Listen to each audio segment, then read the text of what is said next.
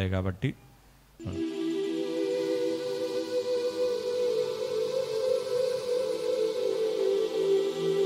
మంచిది. ఈరోజు ఇంతకుముందు చెప్పిన ప్రత్యక్ష గుడారంలో ఉన్న సేవా పాత్రల గురించి చెప్పడం జరిగింది. బలిపీఠము, గంగాళము, దీపవృక్షము, సముఖపు రొట్టెల బల్ల, ధూపవేదిక, ఈ 5 చెప్పాను. మందసం ఆపేశా. సో ఈరోజు నుంచి ఆ మందసముల గురించి నేను చెప్పడం జరుగుతుంది. మందసములో ఉన్న ధర్మశాస్త్రము, మన్నా, ఇంకా చిగురించిన అహరోను కర్ర, తర్వాత దానిపై ఉన్న కరుణాపీఠము, దాని మీద ఉన్న కెరూబులు. సో వీటిని క్రమక్రమంగా చెప్తాను. ఒక్క వారంలో అవ్వదు అది. ఈరోజు జస్ట్ మందసం గురించే చెప్తాను. ఆ తర్వాత దాని లోపల ఉన్న వాటిని గురించి చెప్తాను. ఆ తర్వాత దాని పైన ఉన్న వాటిని గురించి చెప్తాను.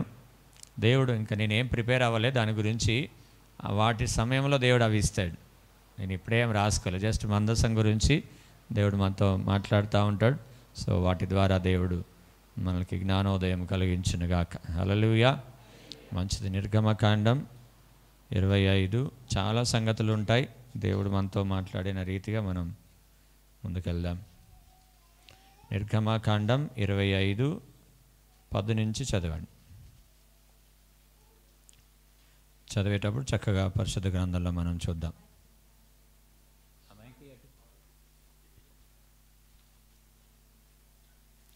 వారు తుమ్మకర్రతో ఒక మందసమును చేయవలెను.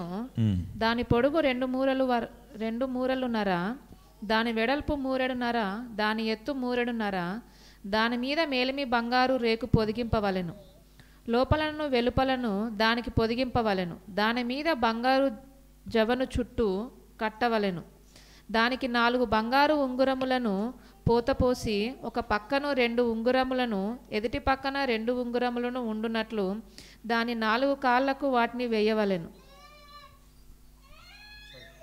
తుమ్మకర్రతో మేతకర్రలను చేసి వాటికి బంగారు రేకులను పొదిగించి వాటితో ఆ మందసమును మోయుటకు. ఏం కర్రలు? తుమ్మకర్రతో మూతకర్రలను.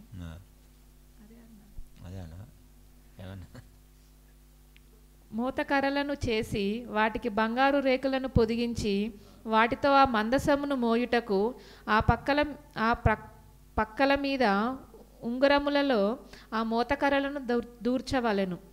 ఆ మూతకర్రలు ఆ మందసము ఉంగరములోనే ఉండవలెను. వాటిని దాని యొద్ద నుండి తీయకూడదు. ఆ మందసములో నేను నీకిచ్చు శాసనములను ఉంచవలెను. మరియు నువ్వు మేలిమి బంగారు. చాలు అక్కడ వరకు చాలు. మిగతాది కరుణాపీఠం గురించి మళ్ళా తర్వాత ధ్యానం చేసుకుందాం. సో ఇక్కడ ప్రత్యక్ష గుడారంలో ఉంచబడిన మందసం, ఇది అతి పరిశుద్ధమైన స్థలంలో ఉంటుంది. మందసంలో ఎన్ని భాగాలు ఉన్నాయి? చెప్పాలా? 3 భాగాలు. మొదటి భాగంలో ఏమున్నాయి? ఆవరణంలో ఏమున్నాయి? మొదటి 3 భాగాలు. దాని పేర్లు ఏంటి? ప్రారంభంది ఏంది? ఆవరణము, పరిశుద్ధ స్థలము, అతి పరిశుద్ధ స్థలం. ఆవరణంలో ఏముంటాయి? చెప్పాలా? మీరు చెప్పాలా, పాస్టర్ గారు కాదు. బలిపీఠము, గంగాళం ఆవరణంలో ఉంటాయి. పరిశుద్ధ స్థలంలో చెప్పండి. పరిశుద్ధ స్థలంలో ఏముంటాయి? మర్చిపోయారు కదా, చాలా రోజులు అయిపోయింది కదా. సో ఈ ప్రత్యక్ష గుడారం క్రైస్తవులకు ఒక కీ పాయింట్ లాగా ఉండాలి. ప్రత్యక్ష గుడారం ఒక కీ పాయింట్ లాగా ఉండాలి. Right, very good, God bless you. దీపవృక్షము, ఇంకా నెక్స్ట్ సముఖపు రొట్టెలు, ఆ తర్వాత ధూపవేదిక. Very good, God bless you. So ఈ 3 పరిశుద్ధ స్థలంలో మనం చూస్తాం. ఆ తర్వాత అతి పరిశుద్ధ స్థలంలో మందసము ఉంటుంది. సో ఈ మందసాన్ని దేవుడు తుమ్మకర్రతో చేయించి దాని సైజు ఇచ్చాడు. ఆ తర్వాత దాన్ని మేలిమి బంగారముతో పొదిగించాలి. ఆ తర్వాత 4 ఉంగరములను పోతపోసి ఒక పక్క 2 ఉంగరములు, మొత్తం 4 పోయాలి. దాంట్లో ఉంగరములుంచి ఆ ఉంగరంలోంచి మోత కర్రలు పెట్టాలి. అంటే మందసాన్ని మోసే విధంగా చేయాలని అక్కడ మనం చూస్తూ ఉన్నాం. సో ఈ 4 పక్కల ఉన్నవి మోస్తూ ఉన్నాయి కాబట్టి దేవుని యొక్క 4 సువార్తలకు సాదృశ్యంగా మనం తీసుకోవచ్చు. సో ఈ మందస్సంలో ముఖ్యంగా మనం గమనించాల్సింది ఏంటంటే, మందస్సము లేకుండా ఇజ్రాయేలీయులు ఎప్పుడైతే అరణ్యంలో దేవుడు ప్రత్యక్ష గుడారం చేయమన్నాడో ఆ తర్వాత అప్పటి నుంచి ఇజ్రాయేలీయులు ప్రయాణం చేయాలంటే మందస్సాన్ని ముందు ఉంచుకొని వెళ్ళాలి. వాళ్ళు మందస్సం లేకుండా వాళ్ళు ప్రయాణం చేయరు. ఇంకా సో మన జీవితాల్లో కూడా మందసం లేకుండా ఆత్మ సంబంధమైన ప్రయాణం మనం చేయకూడదు. మందసము కలిగి ఉంటేనే ఆత్మ సంబంధమైన ప్రయాణానికి విలువ. మందసము కలిగి ఉంటేనే ఆత్మ సంబంధమైన ప్రయాణానికి జయము.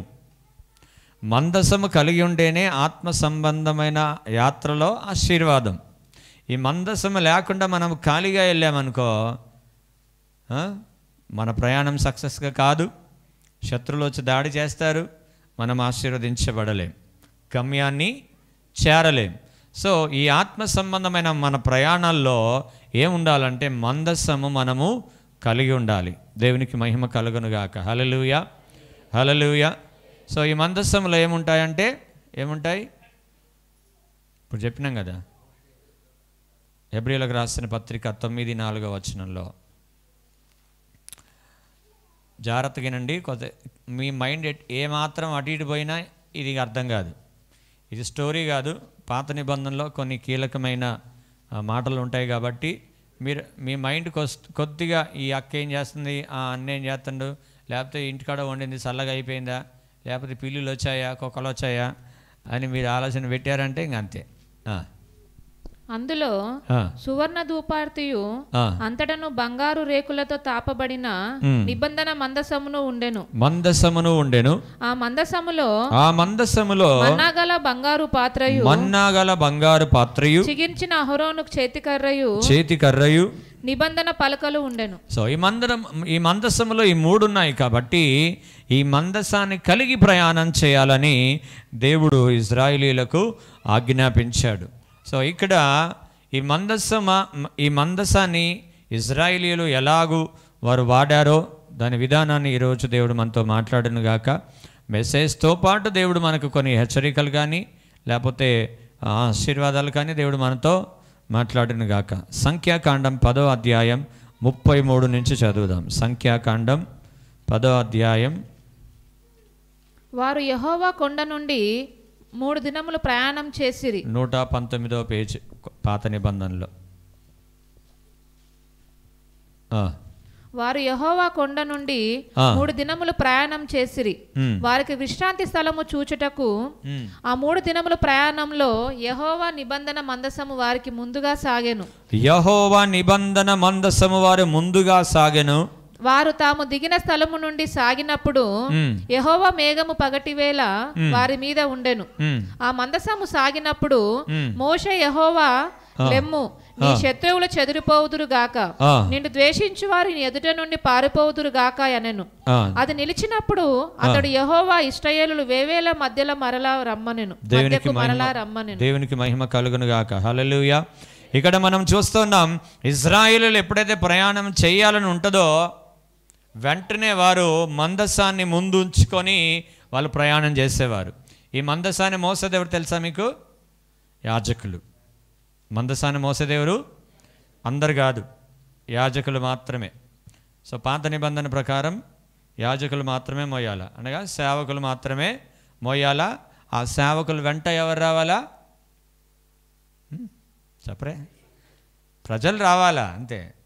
మందసం ముందెళ్తా ఉంటే వెనక ఏం చేయాలా? ప్రజలు రావాలా. ముందెళ్ళొద్దు, మందసం కంటే ముందెళ్ళొద్దు. మేము యవన కాలంలో మా పాస్టర్ గారితో సువార్త సేవకు వెళ్తూ ఉన్నప్పుడు, సువార్త పనిలో వెళ్తూ ఉన్నప్పుడు ఆయనకి రాజదూతుండే మా పాస్టర్ గారికి టుట్టు అని పోతూ ఉంటాడు. సో ఒక్కరిద్దరికి కొద్దిగా వాళ్ళ ఫాదర్స్ కొద్దిగా ఎడ్యుకేటెడ్ అయ్యి కొద్దిగా జాబ్ ఉన్న వాళ్ళకి ఒక 2 బండ్లు ఉండే. సో ఆయన వెళ్తున్నప్పుడు కొద్దిగా యవ్వన కాలంలో ఉన్నప్పుడు ఏం చేస్తాం, కొద్దిగా ఉత్సాహం ఉంటుంది కదా, కొద్దిగా కానీ ఊరైతే కొద్దిగా ఉత్సాహం బలం ఉంటుంది కాబట్టి బండిని ఏం చేసేవాళ్ళని, మా పాస్టర్ గారి కంటే ముందు పోవాలని డ్రర్ అని మా పాస్టర్ గారి కంటే ముందు పోతే ఏం చేసేవాడంటే, మా పాస్టర్ గారు ఏం చేసేవాడంటే, ఆయన రాజదూత కదా, ఇంకా స్పీడ్గా పోనిచ్చి ముందుకు పోయి ముందుకు ఆడ సమానంగా వచ్చి అనేవాడు. అర్థమైందా మీకు? అర్థం కాలే? వెనక్కి పోమనేవాడు. ముందు ఎవరు ఉండాలా? ముందు నేను వెళ్తున్నానని మీరు ఫాలో అవ్వాలి అంతే. నేను అన్నీ చేయగలని మీరు ముందు వెళ్ళారనుకో ఏడా పడతారు, ముందు నా వెనక రండి అనేవాడు. సో మా ఆత్మీయతను అట్లా పెంచాడు మమ్మల్ని. అంటే ముందు సేవకులు ఉండాలి, ఆ తర్వాత ప్రజలు ఉండాలి. సో యాజకులు ముందు మందసాన్ని మోస్తూ ఉండగా దాని వెనక ఇజ్రాయేల్ ప్రజలు ప్రయాణం చేస్తూ ఉన్నప్పుడు మీరు అక్కడ చూడండి, వారు తాము దిగిన స్థలము నుండి సాగినప్పుడు యెహోవా మహిమ పగటి వేళ వారి మీద ఉండెను. ఎప్పుడైతే మందస్సాన్ని మోసుకొని వారు వెళ్తా ఉన్నారో వారికి పగలు ఎండ దెబ్బ తగలకుండా పగలు మేఘము వారిని కమ్ముకుంటా ఉంది. హల్లెలూయా, హల్లెలూయా. ఒకవేళ మందస్సం లేకుండా వెళ్తే ఎర్రటెండకి మాడి మస్ అయిపోయి సచ్చి ఊరుకునేవాళ్ళు. సో మందస్సము కలిగి వెళ్తా ఉన్నారు కాబట్టి దేవుడు వానికి నెత్తికి కూడా ఎండ తగలకుండా ఏం చేసేవాడంట, దేవుడు ఆయన మేఘమును కప్పి ఆ మేఘము క్రింద తీసుకెళ్ళి వెళ్ళాడంట. హల్లెలూయా, హల్లెలూయా. ఈ మేఘము అభిషేకానికి సాదృశ్యం.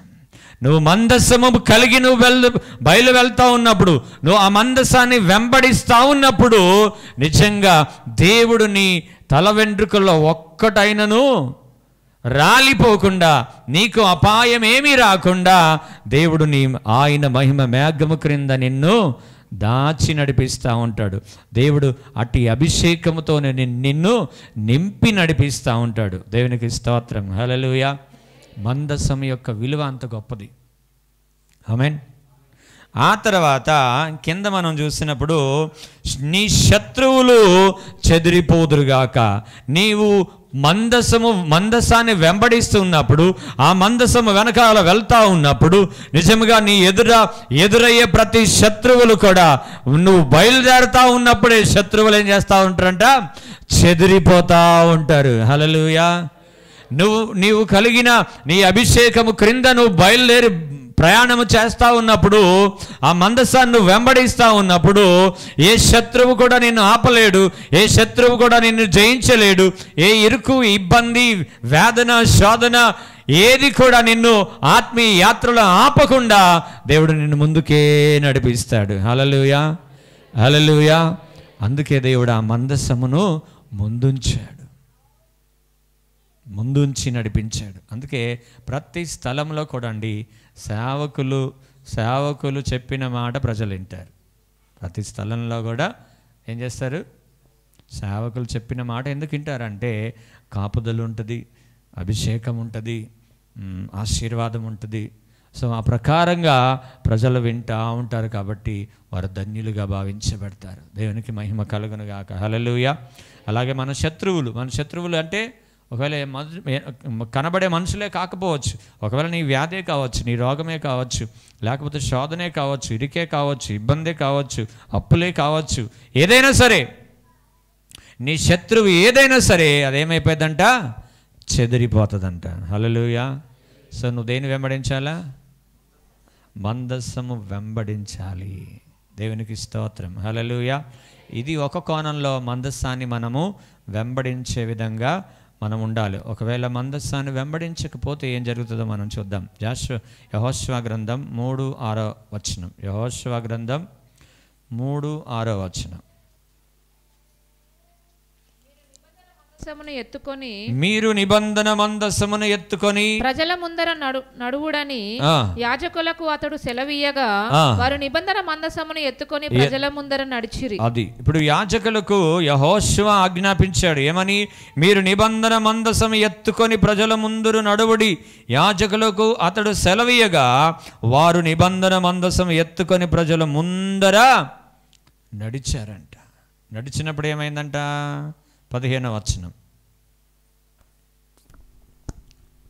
అప్పుడు ఆ మందసమును మోయువారు యోర్దానులో దిగిన తరువాత మందసమును మోయి యాజకుల కాళ్ళు నీటి అంచున మునగగానే పైనుండి పారు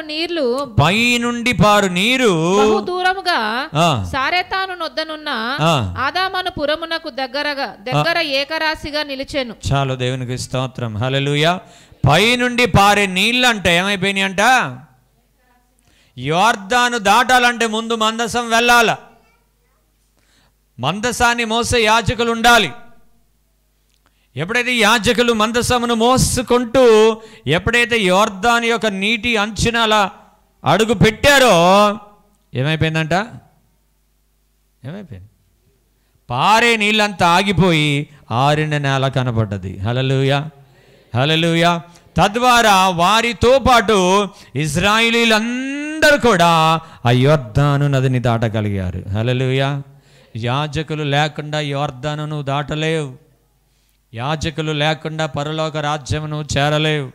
మందిరము లేకుండా దేవుని రాజ్యంలో నువ్వు చేరలేవు. కొంతమందికి అధిక జ్ఞానం ఉంటుంది. మాకు బైబిల్ అంతా తెలిస్తే ఏడిసావు. తెలిస్తే ఏం చేసావు? ఏడిసావు. సద్దుకైలు పరిసయ్యులకు కూడా ధర్మశాస్త్రం అంతా తెలుసా లేదా వాళ్ళకి?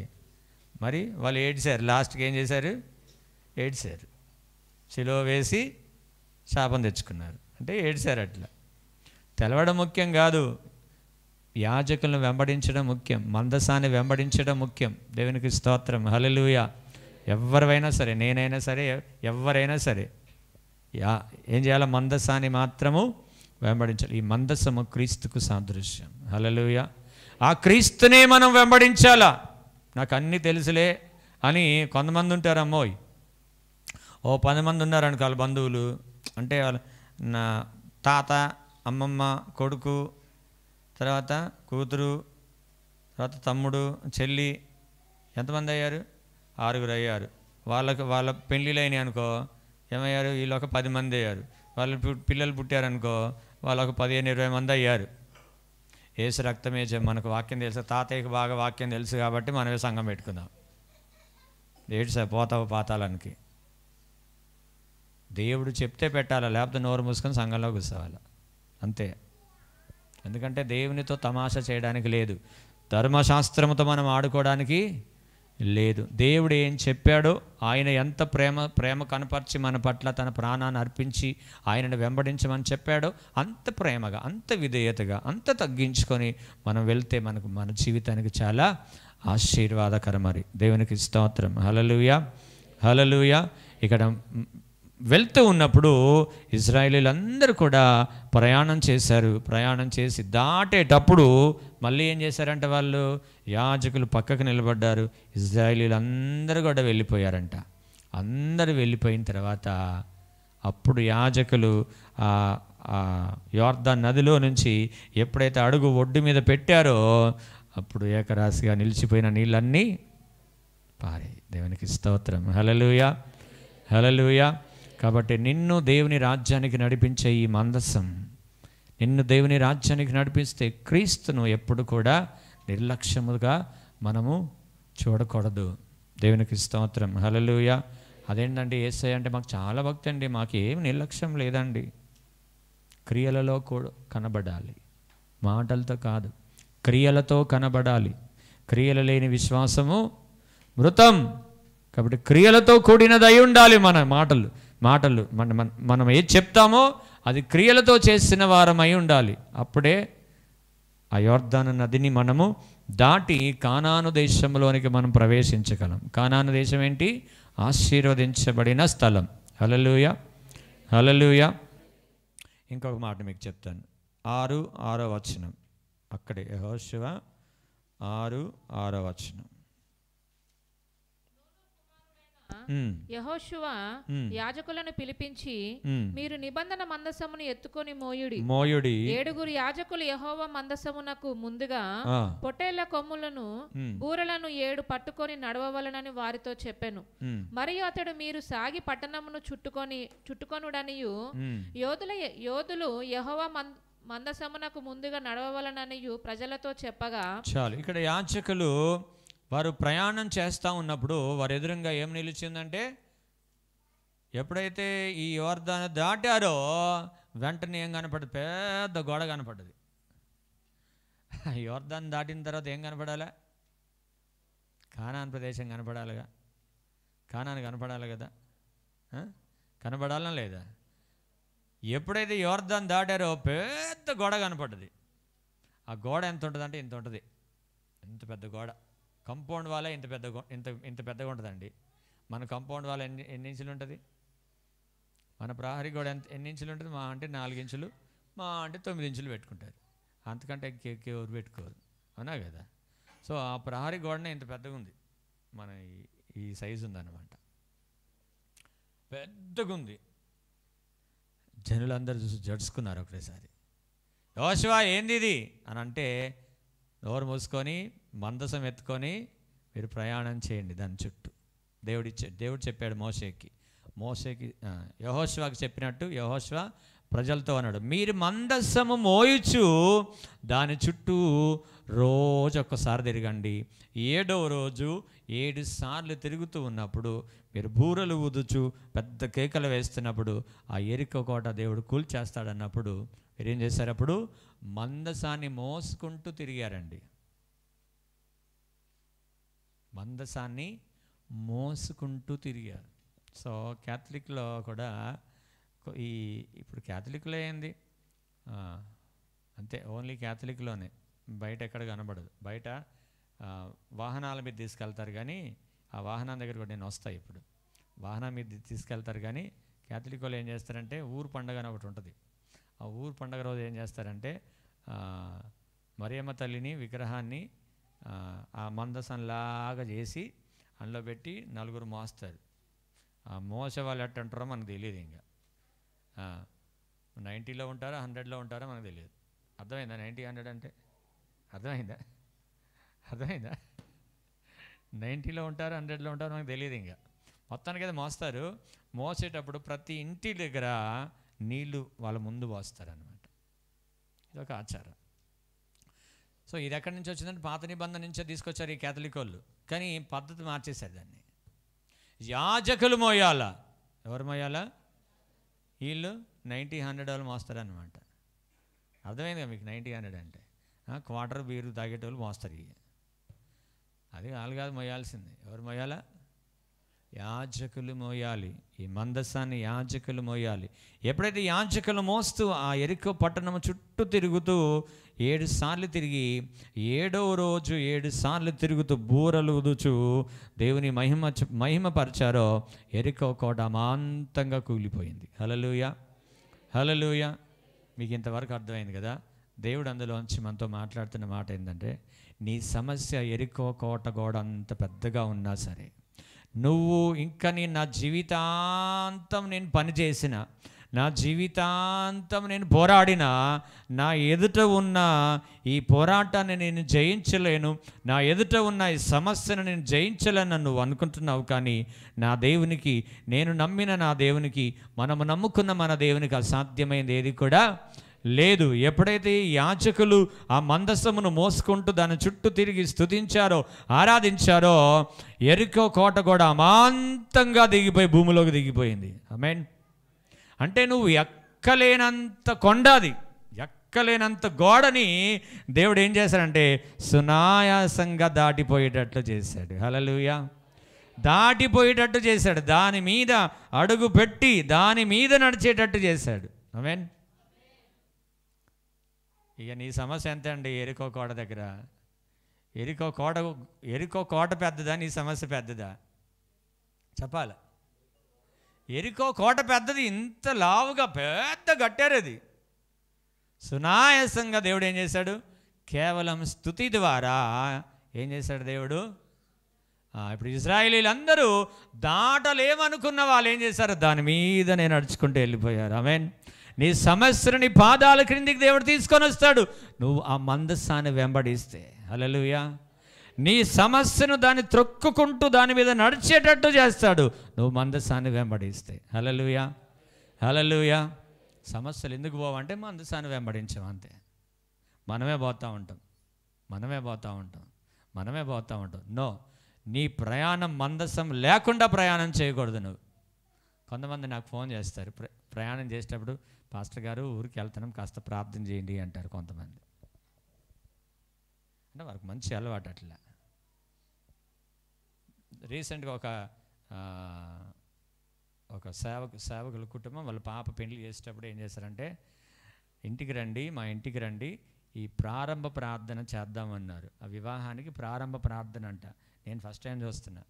ఎవరన్నా పాస్టర్ గారిని, వాళ్ళు కూడా సేవకులు కాబట్టి ప్రార్థనతో మనం దీన్ని ప్రారంభిద్దామని చెప్పేసి ఇంటికి పిలిపించుకొని ప్రార్థన చేయించుకొని వాక్యాన్ని అప్పటి వరకు వాళ్ళ దగ్గర డబ్బులు ఏమి లేవంట. అసలే వాళ్ళు అడిగి పెట్టారంట అక్కడక్కడ, డబ్బులు ఏం లేవు. పెళ్ళేమో 10 రోజులే ఉంది, అంటే 10-12 రోజులే ఉంది, డబ్బులు ఏమి లేవు, అన్నీ జరగాల. వాడు వచ్చి ప్రార్థన చేసిపో అన్నారు.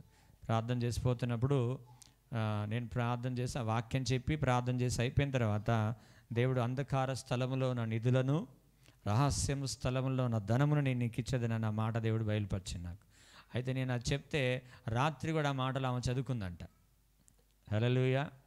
సంతోషపడ్డది. ఘనంగా వివాహం జరిగింది. ఎక్కడైతే వారు రావాల్సిన ఉన్నాయో డబ్బులు అవి ఇచ్చేశారంట. చక్కగా వివాహం అంతా కూడా జరిగిపోయింది. అంటే మందసాన్ని ముందుంచాలి. మందసాన్ని ముందుంచితే మనం ఘన విజయాన్ని మనం పొందుకుంటాం.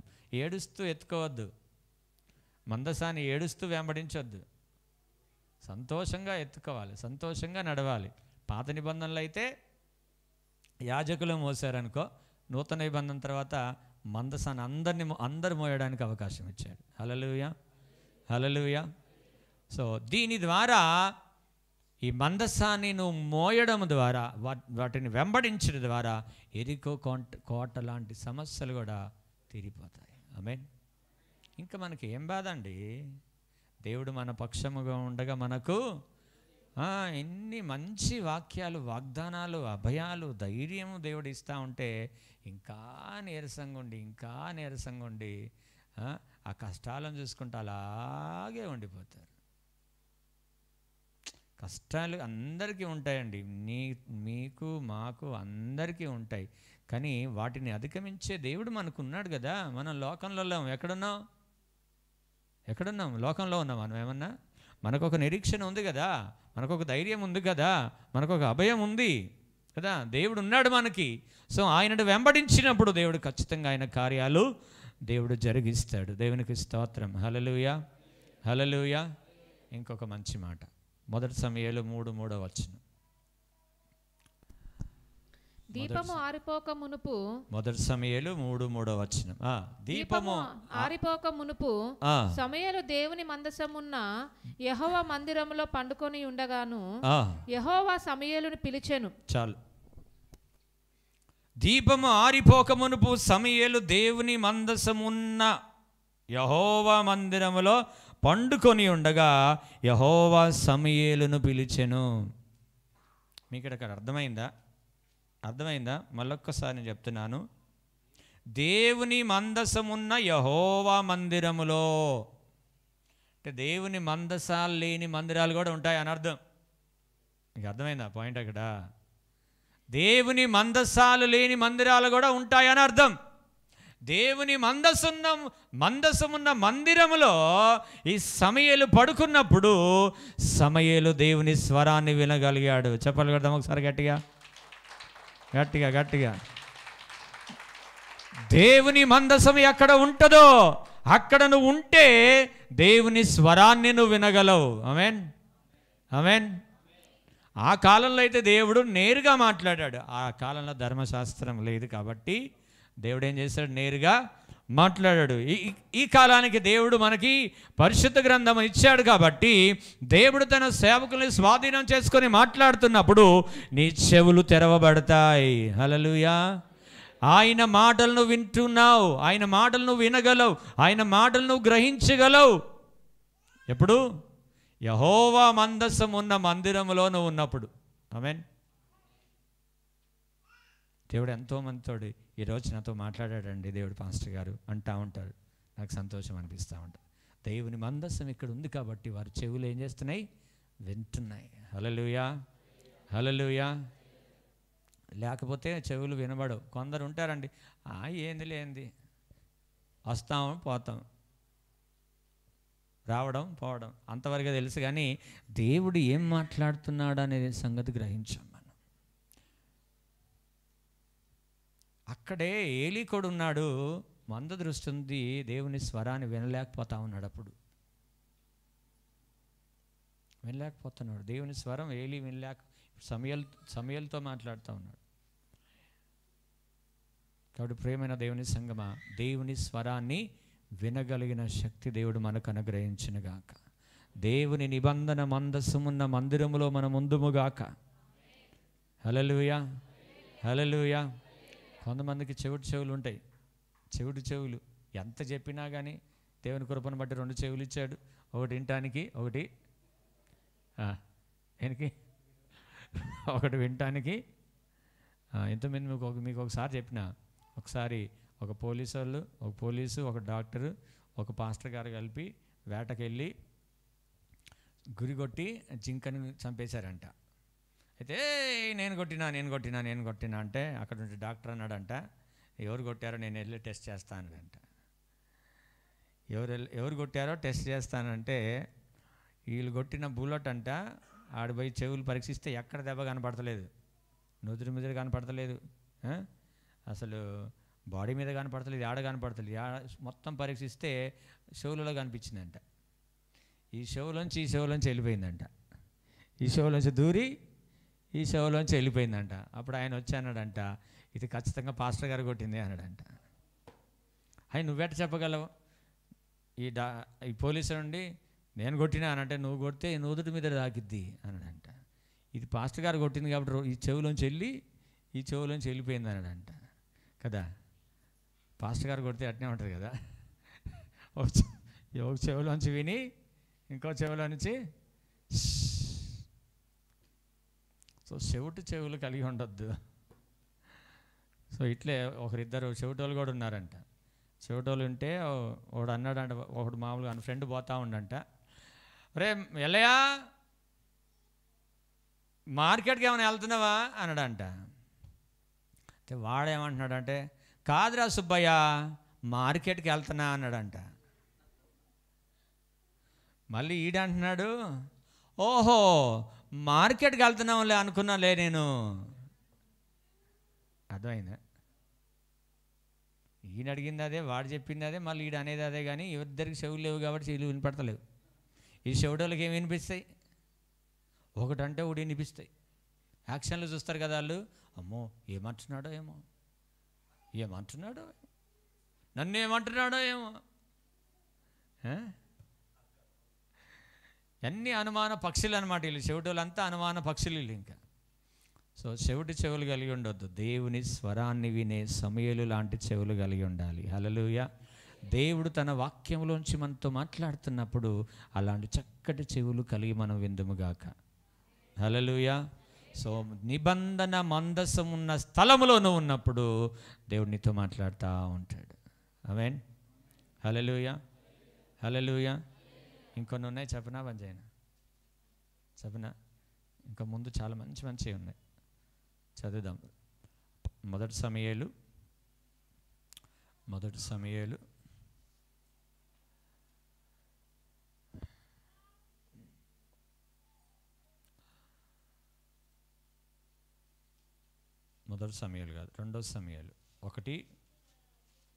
6వ అధ్యాయం, 2 సమూయేలు 6వ అధ్యాయం 1వ వచనం నుంచి చదువుదాం. తరువాత దావీదు ఇశ్రాయేలులతో 30,000 మంది శూరులను సమకూర్చుకొని బయలుదేరి కెరూబుల మధ్య నివసించు సైన్యములకు అధిపతియగు యెహోవా తన నామమును పెట్టబడిన దేవుని మందసమును అచ్చటి నుండి తీసుకొని వచ్చుటకై తన యొద్దనున్న వారందరితో కూడా బయలా యెహోదాలో నుండి ప్రయాణమాయను. వారు దేవుని మందసమును క్రొత్త బండి మీద ఎక్కించి గిబియాలోనున్న అబినాదాబును యొక్క ఇంటిలో నుండి తీసుకొని రాగా అబినాదాబు కుమారులకు ఉజ్జాయును అహోయాను ఆ క్రొత్త బండిని తోలిరి. అది ఇప్పుడు దేవుని మందసము అప్పుడు యాజకులు మోస్తే ఇప్పుడు దావీదు ఏం చేశాడంటే ఒక కొత్త బండి ఎక్కించాడు. ఏం చేశాడు చెప్పాలి? కొత్త బండి. ఇప్పుడు సేవకులకి ఏదో ఇవ్వాలంటే దేవునికి ఏదైనా ఇవ్వాలంటే మంచిది ఇవ్వాలనుకుంటాం కదా, అట్లాగే ఈయన ఏం చేశాడంటే కొత్త బండి ఎక్కించాడు నిబంధన మందసాన్ని. ఆ నిబంధన మందసం అలా వెళ్తూ ఉంటే ఓ ఎద్దుకు కాలు జారితే నిబంధన మందసం పడిపోయేటట్టు అయిపోతే అక్కడ ఒక వ్యక్తి ఉజ్జాయం చేశాడు, తను చేయి చాపి మందసాన్ని పట్టుకోవాలనుకున్నాడు. పట్టుకున్న వెంటనే ఏమైపోయాడు? చచ్చిపోయాడు. మందసం చాలా పవర్ఫుల్, ఎవరు పడితే వాళ్ళు పట్టుకోవడానికి ఉండదు. మందసాన్ని మనం కాపాడితే మందసం మనల్ని కాపాడుతుంది. మందసానికి గౌరవిస్తే మందసం మనల్ని గౌరవిస్తుంది. మందసాన్ని నిర్లక్ష్యం చేస్తే మనం నిర్లక్ష్యం అయిపోతాం. మందసాన్ని మనం ఎంత జాగ్రత్తగా మనం వెంబడిస్తామో అంత క్షేమాభివృద్ధి దేవుడు మనకు కలిగిస్తాడు. హల్లెలూయా. వెంటనే చచ్చిపోయాడండి. దావీదుకు వణుకు పుట్టింది. దావీదుకి ఏం కలిగింది? వణుకు పుట్టింది. తన రాజ్యంలోకి తీసుకుపోదాం అనుకున్నాడు. ఈ మందసాన్ని వణుకు పుట్టింది, భయం కలిగింది. ఎందుకంటే మందసము మొదటి సమూయేలులో 4వ అధ్యాయం 4వ వచనం చదవండి. మొదటి సమూయేలు 4వ అధ్యాయం 4వ వచనం. కాబట్టి జనులు షిలోహునకు కొందరిని పంపి అక్కడ నుండి కెరూబుల మధ్య ఆసీనుడయుండు సైన్యములకు అధిపతియగు యెహోవా నిబంధన మందసమును తెప్పించిరి. ఏలి యొక్క చాలు ఇంకా ఇక్కడ నేను వివరిస్తాను, ఎందుకంటే అంతా చదువుకుంటూ పోతే టైం ఉండదు. సో ఇక్కడ ఇశ్రాయేలీలు ఫిలిస్తీన్లతో యుద్ధం చేయాలన్నప్పుడు మీరు ఏం చేయాలంటే ఇప్పుడు మందసాన్ని మోసుకొని వెళ్ళాలి. ఏం చేయాలా? మందసాన్ని వెళ్ళాలని షిలోహులో నుంచి దాన్ని తెప్పించారు. మొత్తానికి మందసాన్ని తీసుకొచ్చారు. మందసాన్ని తీసుకొని వచ్చిన తర్వాత వీళ్ళు ఏం చేశారు తెలుసా? ఆ ఫిలిస్తీన్లు యుద్ధం చేయడానికి ఈ మందసాన్ని మోసుకొని వెళ్ళి అక్కడ యుద్ధం చేశారు. బాగా కేకలేశారు, అరిశారు. దేవుని మందసం మన మధ్యలో ఉన్నదని బాగా సంతోషించారు. అంతకుముందేమో మందసం లేకుండా యుద్ధం చేస్తే ఓడిపోయారు. అప్పుడు ఇంకా పైన చదివితే, పై అధ్యాయంలో చదివితే మందసం లేకుండా యుద్ధం చేశారు ఇశ్రాయేలీలు. అయితే శత్రువులు ఎదుట వాళ్ళు ఓడిపోయారు. అప్పుడు ఆలోచన చేశారు వీళ్ళు, మనం మందసం లేకుండా వెళ్తున్నాం కాబట్టి మందసము కలిగి మనం వెళ్ళాలి అని చెప్పేసి మందసాన్ని తెప్పించి ఆ మందసంతో పాటు వీరు ఎప్పుడైతే మందసం వచ్చిందో ఇశ్రాయేలు అందరూ కూడా చాలా సంతోషించి గట్టి కేకలేస్తే ఫిలిస్తీన్లు భయపడ్డారంట. అబ్బో, ఈ ఆర్భాటాలు, ఈ కేకలు ఎప్పుడు మనం వినలేదే, ఒకవేళ దండులోనికి యెహోవా మందసం వచ్చిందేమో అనుకున్నారంట. ఎందుకంటే నీ మందసము విలువ శత్రువులకు తెలిసింది, ఫిలిస్తీన్లకు తెలిసింది, మనకు తెలవలే. క్రైస్తవుల విలువ, క్రీస్తు విలువ అన్యజనులకు తెలిసింది కానీ మనకు తెలవలే. ఇంకా ఆయన మహిమ ప్రభావం అన్యజనులకు కొంతమందికి తెలుసు. అరే, క్రైస్తవులు బూతులు మాట్లాడరే, క్రైస్తవులు అబద్ధాలు చెప్పరే, క్రైస్తవులు మోసాలు చేయరే, క్రైస్తవులు అంటే ఇట్లా వ్యర్థంగా ప్రవర్తించరే అని అన్యజనులకు తెలిసింది కానీ ప్రవర్తించే మనకు తెలియలేదు. ఇంకా దేవునికి స్తోత్రం. హల్లెలూయా. వీటన్నిటి నుంచి మనం మారు మనసు పొందదుముగాక. హల్లెలూయా. సో ఫిలిస్తీన్లకు తెలిసిపోయింది ఏమని, అమ్మో దండులోనికి యెహోవా మందసము దిగిపోయిందేమో, ఇంకా మన పని అయిపోయింది అనుకున్నారు వాళ్ళు. అయితే యథావిధిగా యుద్ధం ప్రారంభించబడింది. ఇశ్రాయేలీలు ఓడిపోయారు. మందసం ఉన్నప్పటికీ కూడా వారు ఓడిపోయారు. యెహోవా మందసము ఫిలిస్తీన్లు పట్టుకొని వెళ్ళిపోయి వాళ్ళ గుడిలో, దాగోను గుడిలో దాచిపెట్టారు. దాన్ని దాచిపెడితే ఆ మందిరంలో పెడితే మందసం ఎదుట ఆ దాగోను దేవత ఎదురుగా పెట్టారు. ఈ మందసాన్ని పొద్దున్న లేచేసేసరికి బొక్క బోర్ల పడి ఉంది. అలా అరే మందసం మనం బయట నుంచి మందసం ఎదుట ఇట్లా పడిపోయింది, మన దేవత పొరపాటు ఏమైనా గాలి ఏమైనా వచ్చిందేమో, లేకపోతే ఏమైనా అది అయిందేమో. మళ్ళీ లేపి నిలబెట్టారు. మళ్ళీ లేపి నిలబెడితే తెల్లారి చూసేసరికి కాళ్ళు చేతులు ఇరిగిపోయి ఉన్నాయి, తలకాయ మెడకాయ అన్నీ ఇరిగిపోయి ఉన్నాయి. అమ్మమ్మో ఈ మందసం మన దగ్గర ఉండొద్దు అనుకున్నారు వాళ్ళు. అప్పుడు అనుకుని కొత్త బండి కట్టించి మళ్ళీ పంపించారు. మంత్రగాన్ని పిలిపించారు, అన్నీ చూపించి మళ్ళా ఈ మందసం మందకి అమ్మో, ఎందుకంటే ఆ మందసం ఉంటే అందరికీ గడ్డలు వచ్చినాయి అంట. ఫిలిస్తీన్లందరికీ గడ్డలు వచ్చి సచ్చి ఊరుకున్నారంట. అమ్మో ఈ మందసం మన దగ్గర వద్దు అని చెప్పేసి వారు ఆ కొత్త బండి తీసుకొచ్చి కట్టి మళ్ళీ పంపించారు దాన్ని. అది ఎటు పోయిద్దో దేవుడికి తెలిసింగా తీసుకొని వెళ్ళిపోతారని. వెళ్ళిన తర్వాత ఎప్పుడైతే ఇజ్రాయెల్ ప్రజలు ఆ మందసాన్ని చూసారో కొంతమంది అక్కడ ఆ మందసాన్ని ఇలా తెరిస్తే కుప్పగూలి చచ్చారు. కొన్ని వేల మంది చచ్చిపోయారు అక్కడ. మందసం అనేది అంత ఈజీగా తీసుకునేది కాదు. మందసం పరిశుద్ధమైనది. మందసము దేవుని దహించు అగ్ని అయి ఉన్నది. హల్లెలూయా. ఉంటే దేవుని దగ్గర మంచిగా ఉండు, లేకపోతే లోకంలో ఉండు, నీకు క్షేమం. అది ఇక్కడ ఉంటే దేవునిలో మంచిగా ఉండాలి, లేకపోతే నో ప్రాబ్లం. ఎందుకంటే ఇక్కడ ఉండి ఇంకా శిక్ష భరించే బదులు అక్కడ ఉండి కొన్ని రోజులు మంచిగా ఉండి, అక్కడ ఎట్టబోయేది పాతాళానికే కాబట్టి లోకంలో అన్న కొంత మంచి రోజులు ఉంటావు కదా. ఇట్లనే ఇద్దరు పాతాళంలో మాట్లాడుకుంటున్నారంట. ఏమని మాట్లాడుకుంటున్నారంటే, వాడు క్రైస్తవుడు పాతాళానికి వెళ్ళిపోయాడు, వీళ్ళిద్దరు దోస్తులంట. అరే నువ్వు కూడా ఇక్కడికి వచ్చినవారా? నేనంటే యేసుప్రభువు నమ్ముకోలేదు కాబట్టి వచ్చి, నువ్వు కూడా ఎందుకు వచ్చినవరా అంటే, వాడు అన్నాడంటే నీకు తెలియకుండా కొన్ని నేను తప్పులు చేసినా లేరా అన్నాడంట. అరే బుద్ధులు లేడన్నాడా, నీకంటే నేనే బెటర్ కదా, నేనన్నా లోకంలో అంతా ఎంజాయ్ చేసిన, నువ్వు ఎంజాయ్ చేయలే, లోకంలో ఎంజాయ్ చేయలే, మళ్ళీ ఇక్కడ కూడా ఎంజాయ్ చేయట్లేదు. అర్థమైందా? అందుకే దేవుడు అన్నాడు, ఉంటే చల్లగానే ఉండు, లేకపోతే వెచ్చగానైనా ఉండు. దేవునికి స్తోత్రం. హల్లెలూయా. సో ఈ మందసాన్ని ఎప్పుడైతే తెరిచారో చాలామంది అక్కడ వేల మంది చనిపోయారంట. అప్పుడు ఆ మందసం యొక్క విలువను వారు గుర్తించడానికి ప్రారంభించారు వాళ్ళు. దేవునికి స్తోత్రం. హల్లెలూయా. అయితే ఆ తర్వాత సమూయేలు వచ్చి 7వ అధ్యాయంలో అంటాడు, 7వ అధ్యాయం 4వ వచనం చదవమ్మా. అంతటా మొదటి సమూయేలు 7వ అధ్యాయం 4వ వచనం. అంతటా ఇశ్రాయేలీయులు బయలుదేవతలను అష్టరోతు దేవతలను తీసివేసి యెహోవాను మాత్రమే సేవించిరి. సో ఈ మందసము కలిగి ఉండి కూడా మేము ఎందుకు ఓడిపోతున్నాం, మేము ఎందుకు శాపాన్ని భరిస్తూ ఉన్నాం, ఎందుకు మాకు ఇబ్బందులు కలుగుతూ ఉన్నాయి, ఎందుకు మాకు శ్రమలు సంభవిస్తూ ఉన్నాయి, శత్రువులు ఎదుట మేము పారిపోతామను అని సమూయేలును అడిగినప్పుడు, అప్పుడు సమూయేలు అన్నాడు, మీరు మీ దగ్గర ఉన్న అష్టరోతు దేవతలను బయలుదేవతలను మీరు తొలగించండి మీ మధ్య నుంచి ముందు. అంటే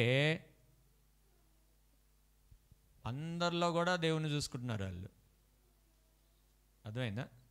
కొంతమంది యేసుప్రభువు నమ్మినట్టే నమ్ముతారు, మళ్ళీ వాళ్ళ పండుగలు ఆచరిస్తారు, మళ్ళీ వీళ్ళ పండుగలు ఆచరించుకుంటారు. అది వదిలిపెట్టరు, ఇది వదిలిపెట్టరు అన్నమాట. క్రిస్మసే, దసరానే. వాళ్ళింటి మన ఇంట్లో ఉన్నప్పుడు క్రిస్మస్, మళ్ళీ వాళ్ళ ఇంటికి వెళ్ళినప్పుడు ఎవరింటికి మనం ఉంటారు కదా, మన బంధువులు వాళ్ళ ఇంటికి వెళ్ళినప్పుడు వాళ్ళని బాధ పెట్టద్దు, వాళ్ళు మన ఇంటికి వచ్చినప్పుడు మనల్ని బాధ పెట్టద్దు. సో ఇలాంటి బ్యాచ్ అంతా ఏమవుతుందంటే నటన బ్యాచ్ ఇదంతా. దేవునికి స్తోత్రం. హల్లెలూయా. ఏమనుకుంటారు కదండి, వాళ్ళని కూడా బాధ పెట్టద్దు కదండి, మనం క్రైస్తవులం కదండి. ఎంత తెలివి నీకు, ఎంత తెలివి. క్రీస్తు యొక్క మాటలను అక్కడ నిలబడితేనే క్రీస్తు మహిమను నీలో నుంచి చూస్తారు వాళ్ళు. నువ్వు అందులోంచి ఏకమైపోతే ఇంకా దేవుని కార్యాలు ఏం చూస్తారు వాళ్ళు, దేవుని పద్ధతులు పరిశుద్ధత ఏం చూస్తారు వాళ్ళు. దేవునికి మహిమ కలుగునుగాక. హల్లెలూయా, హల్లెలూయా. ఎప్పుడైతే వీరు సమూయేలు అన్నాడో అప్పుడు వీరందరూ ఏం చేశారంట, అంతటా ఇశ్రాయేలీయులు బయలు దేవతలను అష్టారోతు దేవతలను తీసివేసి యెహోవాను మాత్రమే సేవించిరి. ఎప్పుడైతే అస్తరోతును బయలు దేవతను వాళ్ళు తొలగించుకున్నారో అప్పుడు యుద్ధానికి వెళ్ళినప్పుడు ఫిలిస్తీయులు ఓడిపోయారు, ఇశ్రాయేలీయులు జయించారు. దేవుడు వారి పక్షమున యుద్ధం చేశాడు. అందుకే అక్కడ ఎబెనేజరే అని పేరు పెట్టారు. ఆమేన్. మనం అప్పుడప్పుడు పాట పాడుతూ ఉంటాం కదా, ఎబినేజరే ఎబినేజరే ఇంతవరకు ఆదుకున్నావే. ఎబినేజరే ఎబినేజరే ఇంతవరకు ఆదుకున్నావే, నన్ను ఇంతవరకు ఆదుకున్నావే, ఇంతవరకు ఆదుకున్నావే. ఆమేన్, హల్లెలూయా. ఒకవేళ మందస్సాన్ని వెంబడిస్తున్నావని అనుకుంటున్నావేమో, మందస్సాన్ని వెంబడించేటప్పుడు ఇంకెవరిని వెంబడించకూడదు. క్రీస్తుని వెంబడించేటప్పుడు ఇంకెవరిని వెంబడించకూడదు. ఈ లోకంలో ఉన్న ఏ దేవతలైనా ఏ దేవుళ్ళైనా అన్యజనుల ఆచారాలు ఏది కూడా ఇంకా నీ జీవితంలో చేయకూడదు. ఎవరిని సంతోషపెట్టడానికి నువ్వు బ్రతుకుతున్నావు ఈ లోకంలో? క్రీస్తును నమ్ముకొని ఎవరిని సంతోషపెట్టాలని నీ కొరకు ప్రాణం పెట్టిన ఆ దేవుని మాత్రమే సంతోషపెట్టేటట్లు నువ్వు బ్రతకాలి. హల్లెలూయా, హల్లెలూయా, హల్లెలూయా. ఎప్పుడైతే వాటిని తొలగించుకున్నారో అప్పుడు వారికి దేవుడు విజయాన్ని అనుగ్రహించాడు. దేవునికి స్తోత్రం. హల్లెలూయా, హల్లెలూయా. సో మందసం అనేది చాలా విలువైనది. ఎప్పుడైతే ఆ మందసము పడిపోయేటప్పుడు ఉజ్జా పట్టుకొని చనిపోయాడో దావీదు భయపడి ఒబేదేదెము గృహంలో పెట్టాడంట. దాన్ని ఏం చేశాడు ఆయన? ఒబేదేదె గృహంలో పెట్టినప్పుడు ఒబేదేదెము ఇంటిలో 62 మంది ఉన్నారండి. ఎంతమంది చెప్పాలి? 62 మంది ఉన్నారు. అది దినవృత్తాంతాల గ్రంథాల్లో మనకు కనబడుతుంది. మొదటి దినవృత్తాంతంలో 26 అనుకుంటా.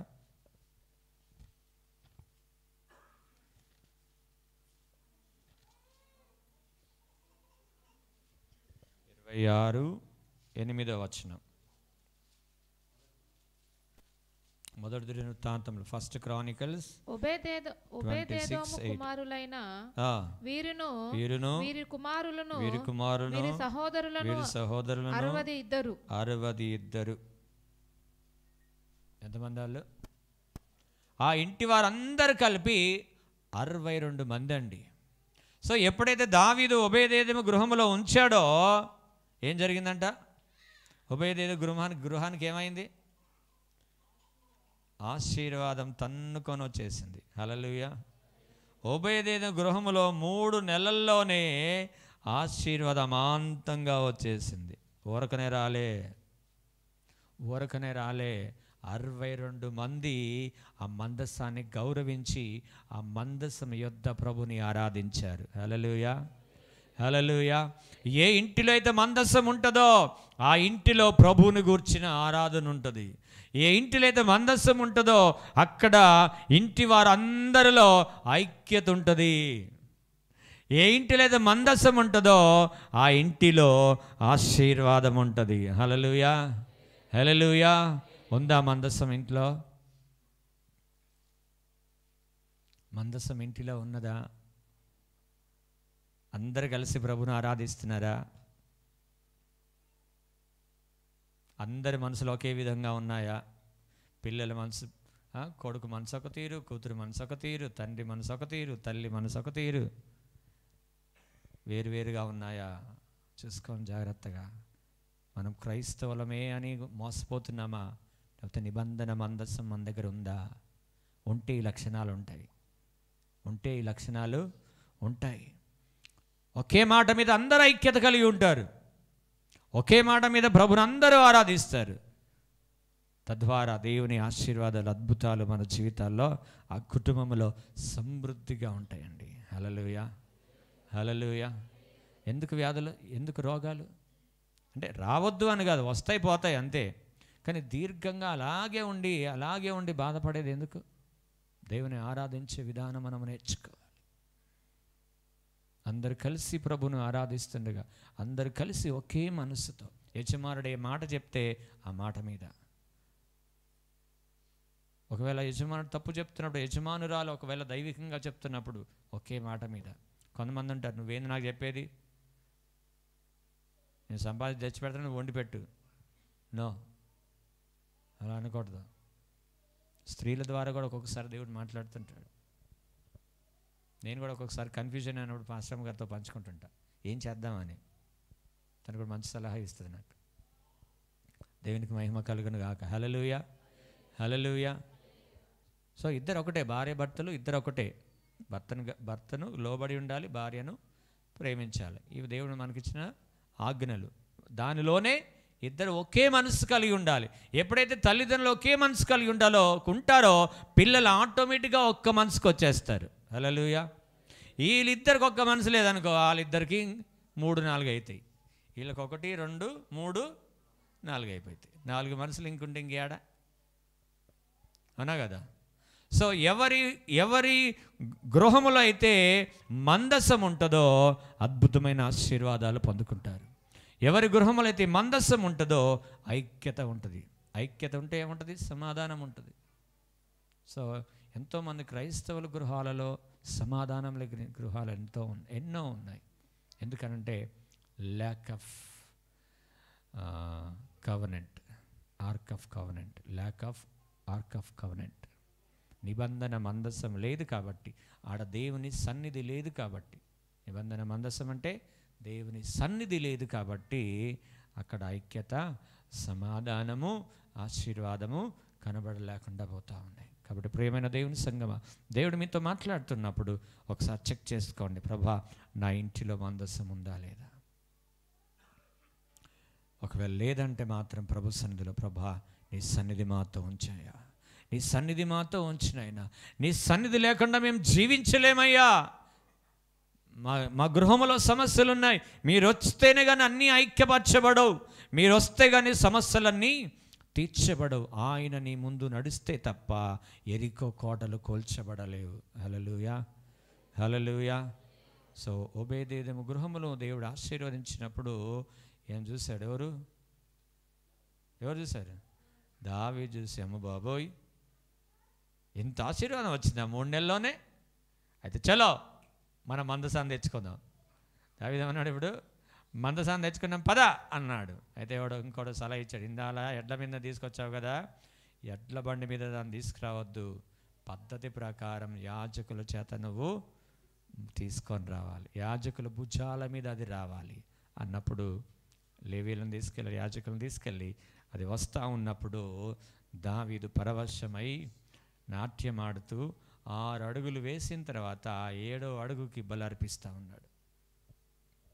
నేను 6 అడుగుల తర్వాత బలి అనేది ఒకసారి మీకు చెప్పిన, 6 రోజులు పని చేసుకోవాలా, 7వ రోజు ఇక్కడికి రావాలా. అర్థమైందా?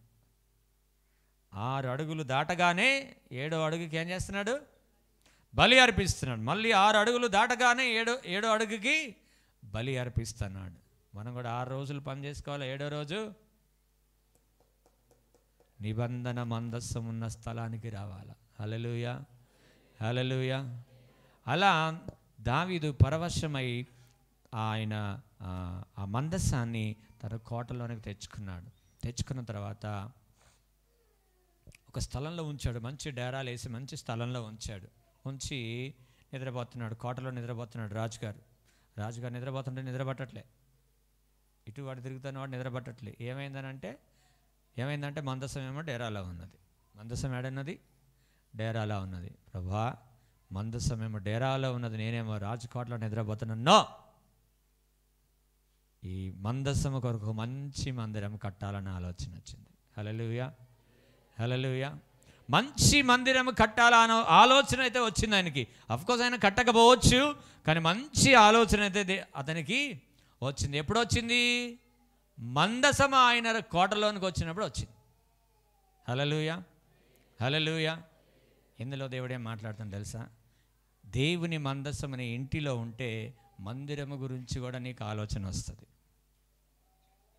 మందిరములో ఉన్న కొదువేందో నీకు ఆలోచన వస్తుంది. పరిచర్యలో మన చెయ్యి ఎలా ఉంచాలో నీకు ఆలోచన వస్తుంది. మందసంని ఇంటిలో లేకపోతే ఆ ఆలోచన రాదు. దావీదుకి ఎంత కాలమైతే మందసం ఆయన కోటలోనికి రాలేదో ఆ ఆలోచన రాలేదు. ఎప్పుడైతే మందసం ఆయన కోటలోనికి వచ్చిందో వెంటనే మందిరమే కట్టాలని ఆశపడ్డాడు. హల్లెలూయా, హల్లెలూయా. నీ జీవితంలో, నీ కుటుంబంలో ఒకవేళ మందసం ఉంటే నిశ్చయముగా నువ్వేం చేస్తావు తెలుసా? పరిచర్యలో పాలిభాగస్తులుగా ఉంటావు, సపోర్టర్స్గా ఉంటారు. హల్లెలూయా. మందసం లేకపోతే నాకే సరిపోవట్లేదు, ఆయనకేంది ఇచ్చేది? నాకే సరిపోతలేదు, మందిరానికి ఏంది ఇచ్చేది? కదా, అవునా కదా? ఎవరికైనా పైసలు సరిపోతున్నాయా అండి? సరిపోవట్లే కదా, ఎవరికి సరిపోవు, ఎంత ఇచ్చినా సరిపోవు కదా. ఒకవేళ ₹1,00,00,000 ఆఫర్ వచ్చి ₹1,00,00,000 ఇచ్చినా ఇంకేం చేస్తాం మళ్ళీ? మళ్ళీ ఇంకో 1,00,00,000 ఉంటే బాగుంటుంది. సరిపోవు, ఎన్ని సరిపోవు, ఏమీ సరిపోవు. దావీదుకు కూడా సరిపోలే. కష్టకాలంలో దావీదు దేవుని మందిరము కొరకు తీసించాడంట. హల్లెలూయా. దేవుడు అన్నాడు, నువ్వు కట్టద్దు, నీ కొడుకు కడతాడన్నప్పుడు మందిరం కొరకు తన కష్టకాలంలో ఏం చేశాడంట? కష్టకాలంలో తీసి పక్కకు పెట్టాడంట. సుఖంగా ఉన్నప్పుడు పెట్టలేదంటండి. చాలామంది ఏమనుకుంటారు అంటే, నా ఇంటి అవసరతలు అన్నీ అయిపోయిన తర్వాత అప్పుడు చూద్దాంలే దేవుని మందిరానికి. ఒకసారి ప్రారంభంలో నేను అప్పుడు ఆ కాలంలో వచ్చిన సహోదరుడు నా బండికి మేమిద్దరం ఎట్లా వెళ్తున్నాం. సో నేను చెప్పకముందే ఆయన, అన్న దశంభాగం ఎట్ట తీయాలన్నా అన్నాడు. అంటే నీకు ఎంత వస్తుందో దాంట్లోంచి తీయ్యా నేను అన్నా. అంటే ఆయన ఉండి అన్నాడు, అన్న అంత అయిపోయినాయి అన్న, 1,500 మిగిలినాయి, అందులోంచి తీయాలన్నా అంటున్నాడు. ఖర్చులు అన్నీ అయిపోయినాయి అంట, 1,500 మిగిలినాయి అంట, అందులోంచి తీయాలన్నా అంటున్నాడు. ఎంత తెలివి కదా, అవునా కదా? దేవునికి లేని కూడా తెలివి, దేవునికి లేని తెలివి చాలా ఎక్కువ ఉంటుంది కదా. దేవుడు రాబడంతట్లో ఏమంటే వీళ్ళు ఏం చేస్తున్నారు, అన్ని ఖర్చు అయిపోయిన తర్వాత మిగిలిన దాంట్లోంచి ఒకవేళ ₹100 ఉన్నాయి అనుకో, ₹10 మిగిలినాయి అనుకో, అప్పుడు దశభాగం ఎంత అయితే? ₹1 అవుతుంది కదా. అదే అధిక తెలివి. సో దావీదు ఎప్పుడైతే కోటలోనికి తెచ్చుకున్నాడో మందిర విషయం చక్కటి ఆలోచన కలిగినాడు. ప్రియ దేవుని సంగమా, నీ ఇంటిలో మందస్సం ఉంటే ఖచ్చితంగా మందిరము పనిలో కూడా నువ్వు సహకరిస్తావు, పరిచర్యలో కూడా నువ్వు సహకారిగా ఉంటావు. ఒకవేళ నీ జీవితంలో నీ ఇంటిలో మందస్సం లేదనుకో, నీకు ఆలోచన రాదు. సో ఈరోజు మీరు జ్ఞాపకం చేసుకోండి, మందస్సం మీ ఇంటిలో ఉందా లేదా? మందస్సం మీ ఇంటిలో ఉంటే ఏముంటుందంటే దేవుని మహిమ క్రింద నువ్వు నడుస్తావు, శత్రువులని ఎదుట నుంచి పారిపోతారు, ఎరికో కోటలు సైతం అన్ని సమస్యలన్నీ కూడా దేవుడు అణిచివేస్తాడు. ఇంకా మందస్సం మీ ఇంటిలో ఉంటే ఐక్యత ఉంటుంది, ఆరాధన ఉంటుంది, ఆశీర్వాదం ఉంటుంది. మందస్సం మీ ఇంటిలో ఉంటే దేవుని మందిర విషయమే, పరిచర్య విషయమైన ఆలోచన దేవుడు మనకి అనుగ్రహిస్తాడు. ఒకవేళ లేకపోతే ఇవన్నీ రావు. సో దేవుని నిబంధన మందసం మన గృహాలలో ఉందా, మన జీవితాలలో ఉందా? ఒకసారి మోకరించి మనం దేవుని సన్నిధిలో మనల్ని మనం పరీక్షించుకుందాం. నిబంధన మందస్సం మన ఇంటిలో ఉందా? ఒకవేళ లేకపోతే ప్రియ దేవుని సంగమా, ఇప్పుడు మీరు నిబంధన మందస్సము కలిగి వెళ్ళాలి. ఇక్కడి నుంచి ఆ తీర్మానము కలిగి వెళ్ళాలి. ఇక్కడి నుంచి ప్రభువా, దేవుడు రాకుండా మీరు ఇక్కడి నుంచి వెళ్ళొద్దు, దేవుని సన్నిధి మీతో లేకుండా మీరు ఇక్కడి నుంచి వెళ్ళొద్దు. ప్రభువా, నీ సన్నిధితో మాకు నైనా బలపరచండి. ఇదిగోనైనా దేవుని మందిరములో మేము ఉన్నాం అనుకుంటున్నాం, దేవుని మందస్సం మాతో ఉందనుకుంటున్నాం, మేము క్రీస్తుని వెంబడిస్తున్నామని మేము అనుకుంటున్నాము. కానీ ఇదిగో మరొకసారినైనా మీరు మాతో మాట్లాడారు, మందస్స విషయమా ఎదుట మీరు ఉంచారు. ప్రభువా, ఇదిగోనైనా ఆ నిబంధన మందస్సం మా జీవితంలో ఉండడానికి సహాయం చేయండి.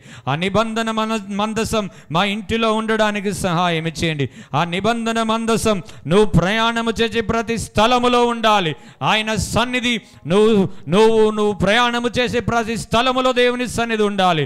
Praise the lord. నువ్వు పని చేయి స్థలములో కూడా దేవుని సన్నిధితో నువ్వు ఉండాలి. నువ్వు ఇంటిలో ఉన్నప్పుడు దేవుని సన్నిధితో ఉండాలి.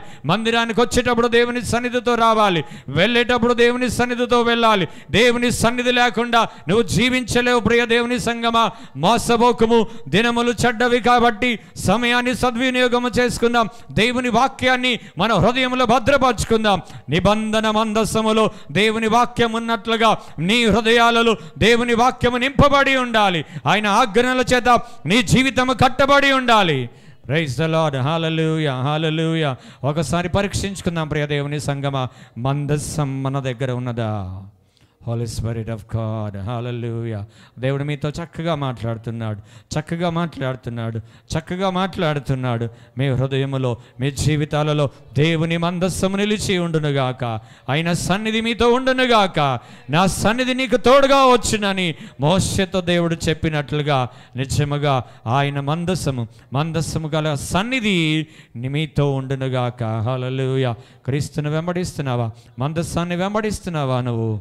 Praise the Lord. హల్లెలూయా. లేకపోతే ఏదో భ్రమపడుతున్నావా? నేను క్రైస్తవురాలనే, నేను క్రైస్తవుణ్ణే కదా అన్ను భ్రమపడుతున్నావా? ఒకవేళ నువ్వు దేవుని బిడ్డవైతే దేవుని నిబంధన మందసం మీ ఇంటిలో ఉంటుంది. దేవుని నిబంధన మందసం మీ హృదయాలలో ఉంటుంది. Hallelujah. Praise the Lord. Glory మామారి షమామామారి కబరా మామారి షబరాబా. Hallelujah, hallelujah, glory, hallelujah. ప్రతి ఒక్కరిని దేవుడు తన సన్నిధితో దర్శిస్తూ ఉన్నాడు. ప్రతి ఒక్కరిని దేవుడు తన సన్నిధితో దర్శిస్తూ ఉన్నాడు. హల్లెలూయా. తలలు ఎత్తి ప్రార్థన చేయండి. ప్రభువా నీ సన్నిధి, రెండు చేతులు ఎత్తి, ప్రభువా నీ సన్నిధి మాతో ఉండునుగాక, నీ సన్నిధి మాతో ఉండునుగాక నాయన. ఇదిగో మా గృహాలలో ఉన్న సమస్త వ్యర్థమైనవన్నీ తొలగిపోవునుగాక. మా జీవితాలలో ఉన్న శాపము తొలగిపోవునుగాక. మా జీవితాలలో ఉన్న రోగాలు తొలగిపోవునుగాక.